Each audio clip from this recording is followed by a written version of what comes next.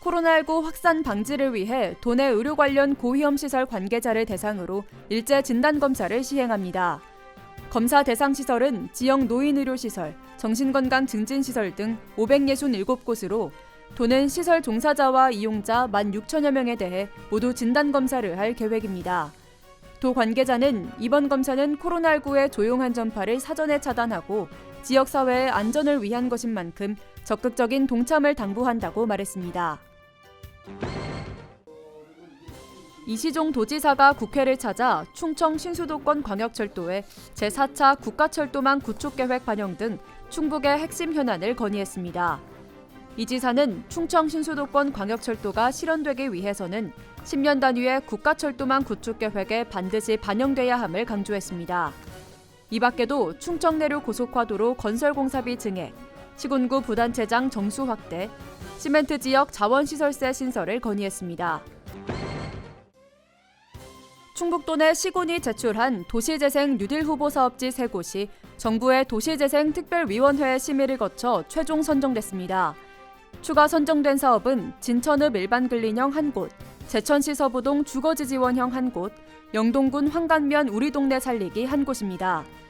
도는 1차 중앙공모에 선정된 4곳을 포함해 현재까지 선정된 7개 사업이 정상 추진될 수 있도록 도시재생 활성화 계획 조기 승인 등 적극 지원할 계획입니다. 제1차 충청북도 인구정책 기본계획 수립 연구용역 중간보고회가 개최됐습니다. 이번 기본계획 수립은 지난해 11월 제정된 충북도 인구정책 기본조례에 따라 시행하는 것으로 보고회는 국내외 인구정책 선진 사례 분석, 인구정책 기본계획 비전과 전략 제시 등의 내용으로 진행됐습니다. 도는 보고회 이후에도 전문가 간담회와 도민 의견 수렴 등을 통해 미래 인구구조 변화를 예측하고 제1차 인구정책 기본계획을 수립하고 발굴된 대응사업을 적극 추진할 계획입니다. 충북도가 올해 말까지 도내 여행사 18곳의 21개 관광상품에 대해 조기 예약 30% 할인을 지원합니다. 문화체육관광부 주관으로 추진하는 이번 사업은 국내 여행 조기 예약 사이트인 투어비스를 통해 조기 예약하거나 선결제할 경우 30% 할인받을 수 있습니다. 충북에서는 달빛도시 단양 1박 2일 상품을 비롯해 21개 관광상품을 운영하며 도내 우수한 관광지를 돌아보고 힐링할 수 있는 코스로 구성됐습니다.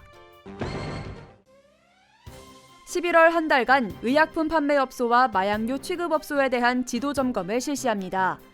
점검 대상은 약사법에 등록된 약국과 한약국, 한약방, 의약품 도매업체 등 50곳입니다.